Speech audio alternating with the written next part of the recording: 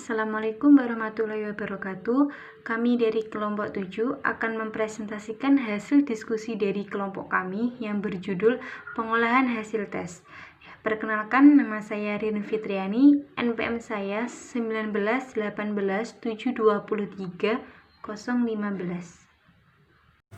Perkenalkan, nama saya Ardin Moldivani, NPM 191872030085. Saya Erika Kristanti, nomor NPM 191872030068. Perkenalkan, nama saya Anggia Violina, nomor NPM 191872030037.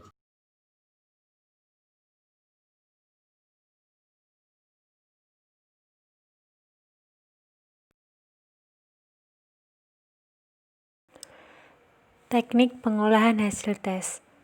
Menurut Zainal Arifin 2006, dalam mengolah data hasil tes ada 4 langkah pokok yang harus ditempuh, yaitu langkah pertama, men-skor, yaitu memberi skor terhadap hasil tes yang dapat diperoleh oleh peserta didik.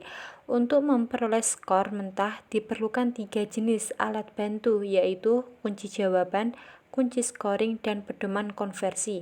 Langkah yang kedua, mengubah skor mentah menjadi skor standar sesuai dengan norma tertentu. Langkah ketiga, mengkonversikan skor standar ke dalam nilai baik berupa huruf maupun angka. Keempat, melakukan analisis soal jika diperlukan untuk mengetahui derajat validitas dan reliabilitas soal, tingkat kesukaran soal, dan daya pembeda.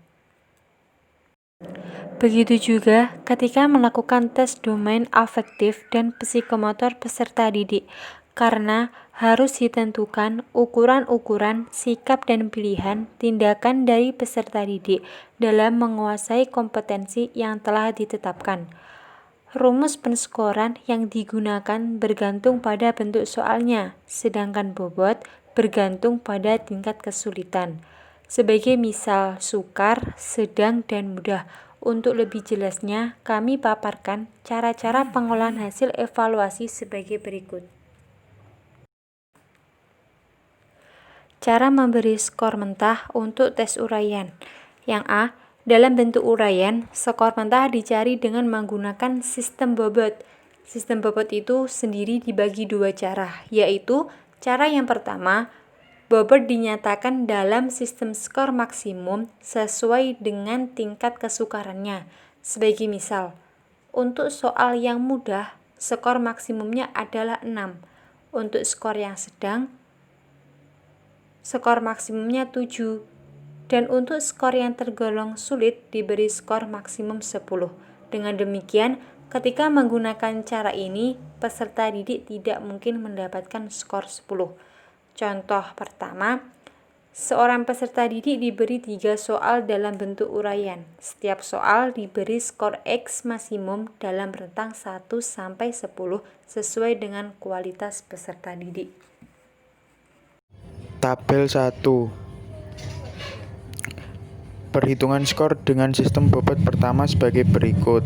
Rumus skor X S keterangan, X jumlah skor, S jumlah soal. Jadi soal peserta didik A 23/3 sama dengan 7,67. Tabel 2. Perhitungan skor dengan sistem bobot kedua sebagai berikut. Rumus skor X B keterangan, TK tingkat kesukaan, X skor tiap soal, B bobot sesuai dengan tingkat kesukaran soal, XB jumlah perkalian X dengan B. Dengan demikian skor peserta didik adalah 120/12 sama dengan 19. Bobot dinyatakan dalam bilangan-bilangan tertentu sesuai dengan tingkat kesukaran soal. Sebagai contoh, soal mudah diberi bobot 3, soal dengan diberi bobot 4, dan soal yang sulit diberi bobot 5. Dengan menggunakan cara ini memungkinkan peserta didik mendapatkan skor 10. Contoh, seorang peserta didik dites dengan 3 soal dengan bentuk uraian. Masing-masing Soal diberi robot sesuai dengan tingkat kesulitannya, yaitu robot 5 untuk soal yang sukar, 4 untuk soal sedang, dan 3 untuk soal yang mudah. Tiap-tiap soal diberikan skor X dengan rentang 1-10. Sesuai dengan kualitas jawaban yang betul, kemudian skor X yang dicapai oleh setiap peserta didik dikalikan dengan robot setiap soal. Cara memberikan skor mentah untuk tes objektif. Ada 2 cara untuk memberikan skor pada soal tes bentuk objektif, yaitu 1. Tanpa menggunakan rumus tebakan atau non-guessing formula. Cara ini digunakan apabila soal belum diketahui tingkat kebaikannya. Caranya adalah dengan menghitung jumlah jawaban yang betul saja. Setiap jawaban betul diberi skor 1 dan jawaban salah diberi skor 0.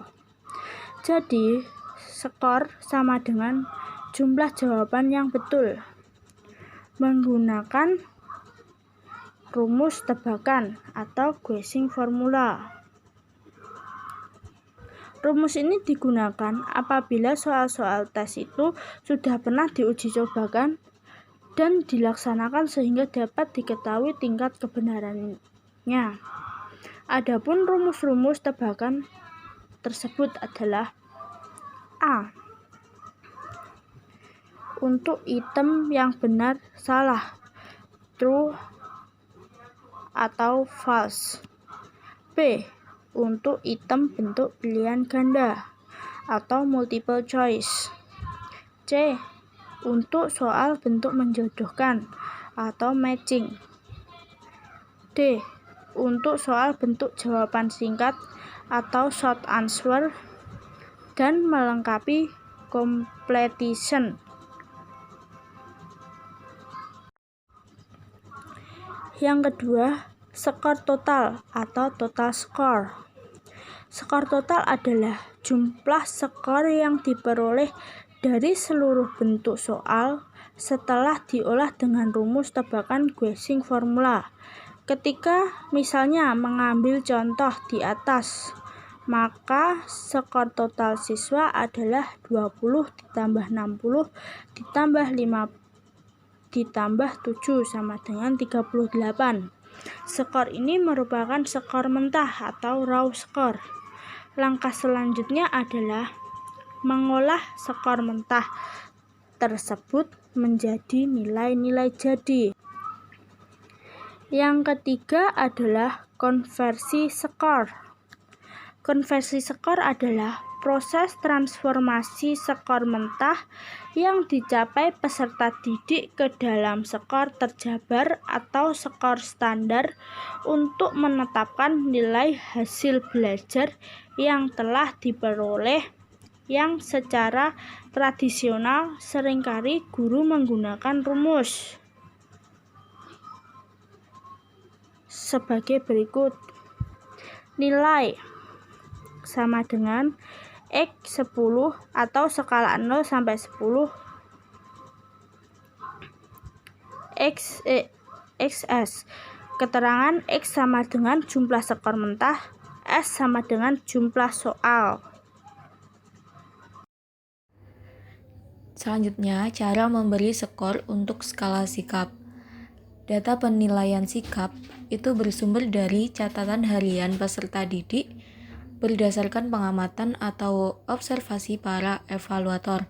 Data hasil pengamatan tersebut itu kemudian dilengkapi dengan hasil penilaian berdasarkan pertanyaan langsung dan laporan pribadi.